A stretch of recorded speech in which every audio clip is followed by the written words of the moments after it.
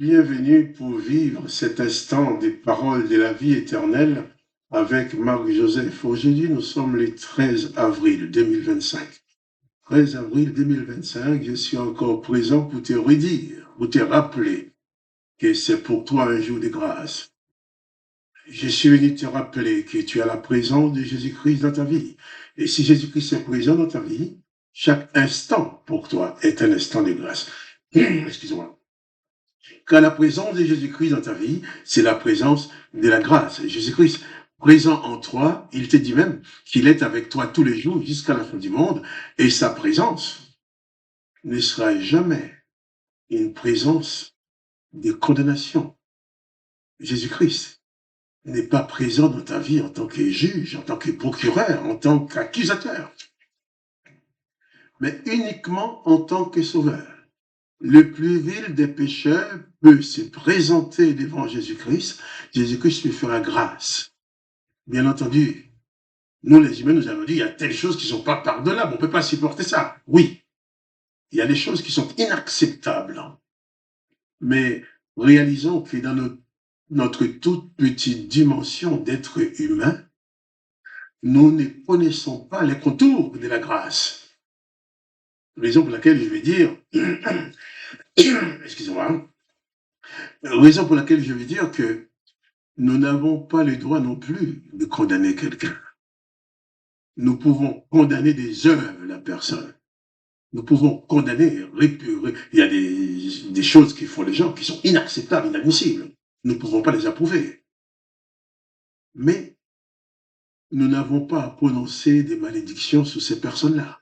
Nous n'avons pas à les maudire, puisque Jésus-Christ n'a maudit personne et Jésus-Christ ne nous a pas confié la mission de prononcer la malédiction. Il nous a confié surtout la mission de prononcer la bénédiction sur tout ce qui s'approche de nous. Et nous sommes entrés là dans la semaine qui précède le dimanche de Pâques. Les vendredis, on célèbre la crucifixion de Jésus-Christ, et le dimanche, on va célébrer sa résurrection. Donc, c'est la raison pour laquelle pendant cette semaine, je vais délaisser l'évangile, la lecture de l'évangile de Matthieu, qu'on lisait au chapitre 7. Et nous allons lire des passages qui concernent la crucifixion et la résurrection de Jésus-Christ pendant toute cette semaine. Et après, nous reviendrons dans l'évangile de Matthieu, puisque nous lisons tous les livres, chapitre par chapitre, verset par verset, jusqu'à la fin. Et là, je vais t'inviter à aller lire avec moi dans l'évangile de Jean. Jean, chapitre 12.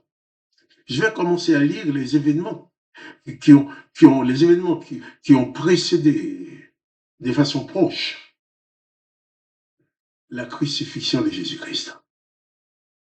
Nous allons lire, je vais lire ce texte et nous allons pouvoir partager dessus.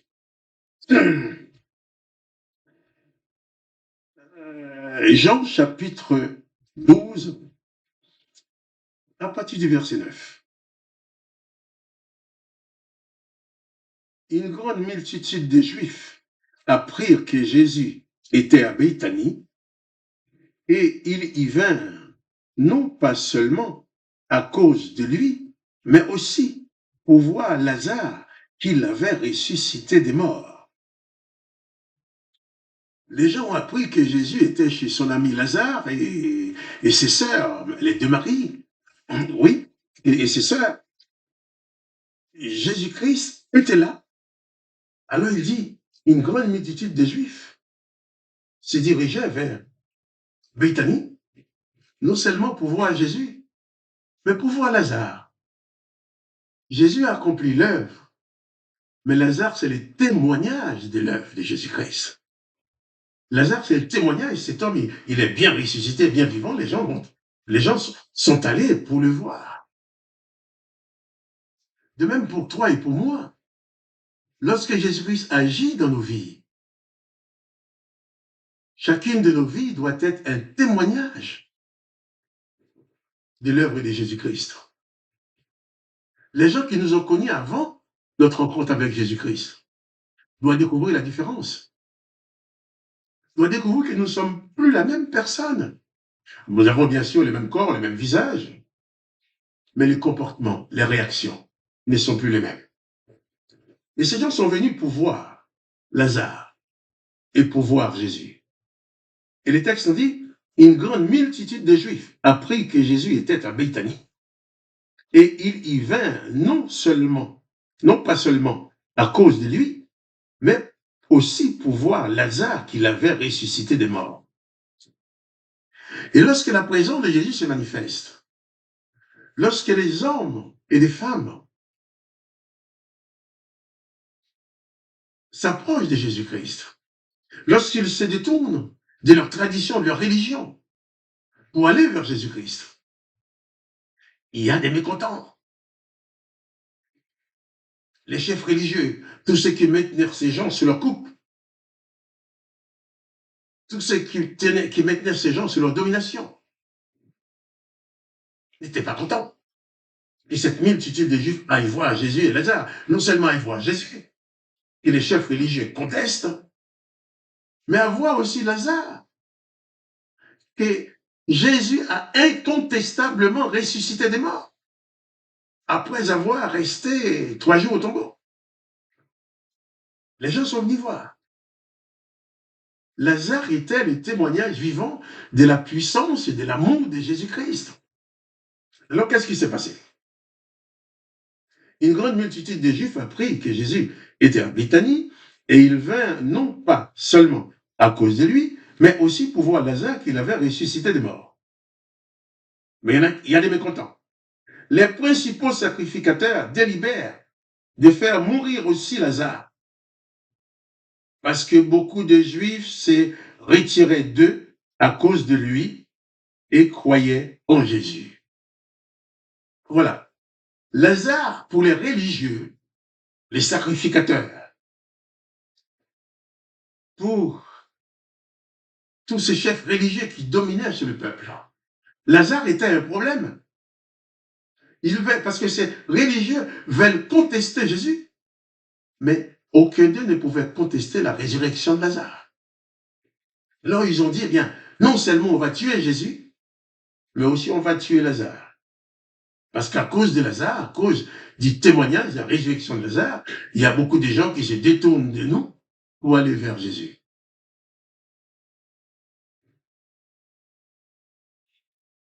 Tu vas me dire, peut-être, oui, mais c'était la religion de l'époque parce qu'ils étaient méchants. Non, ils n'étaient pas plus méchants que le reste des hommes, ces gens-là. Ils étaient tout simplement endoctrinés, emprisonnés de la doctrine de leur religion. Et d'après les informations qu'ils détenaient dans le cadre de leur religion, Jésus devrait mourir. Pourquoi? Parce que Jésus est venu annoncer la grâce, annoncer le Dieu de la grâce. Tandis que eux, ils ont Yahvé, leur Dieu, qui est le Dieu de la vengeance. Ils ne pouvaient pas supporter que Jésus vienne contredire les règles des vengeances qu'il leur avait inculquées par la bouche de Moïse. Alors, voyant tous ces gens qui se détournent d'eux pour aller vers Jésus, ils ont décidé de tuer Jésus, mais aussi de tuer Lazare. Sauf Jésus-Christ, effectivement, ils l'ont tué. Mais même la mort, contrairement à ce que pensaient les religieux, la mort de Jésus n'a pas mis fin à son œuvre. Au contraire, en mourant, Jésus nous verrons en lisant les textes, en mourant, Jésus a dit, c'est accompli. Jésus n'avait pas raté sa mission. Non seulement il a été bel et bien vivant, mais Jésus a réussi parfaitement sa mission en disant que tout est accompli. C'est pour ça, j'aime bien dire qu'il faut se détourner des religions et des chefs religieux pour s'attacher à Jésus-Christ. Moi, je ne suis pas un religieux. Je suis un disciple de Jésus-Christ qui enseigne l'évangile. Et je ne veux pas que quelqu'un s'attache à moi. Je n'ai pas besoin qu'on vienne me traiter comme si j'étais un être supérieur. C'est pas vrai. Je suis exactement comme toi, comme tout le monde. Seulement, j'ai eu le privilège de recevoir dans ma vie la grâce de Jésus-Christ, la présence de Jésus-Christ dans ma vie. Et c'est cette présence que je te propose aussi de recevoir dans ta vie, afin que tu sois libre de toute forme de religion, de tradition, libre de toutes les dominations démoniaques, parce que Jésus dans ta vie sera ta victoire.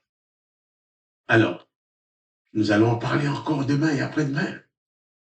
Que le nom de Jésus-Christ soit béni, que toi aussi tu sois béni. Quant à moi, Marc-Joseph, je te dis, il ne faut pas envier quelqu'un qui a reçu la grâce de Dieu.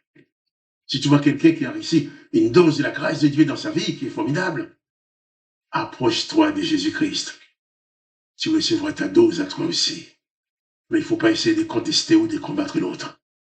Là, si Jésus-Christ est dans ta vie, Jésus-Christ est dans sa vie, eh bien, vous êtes frères et sœurs, vous êtes des frères et des sœurs.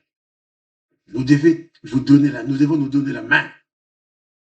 Pas pour proclamer une religion, pas pour attirer les gens vers une religion, mais pour proclamer la puissance de l'amour de Jésus-Christ. Alors, pas de panique, confie-toi en Jésus-Christ. Il peut tout faire pour toi. À demain, pour les paroles de la vie éternelle.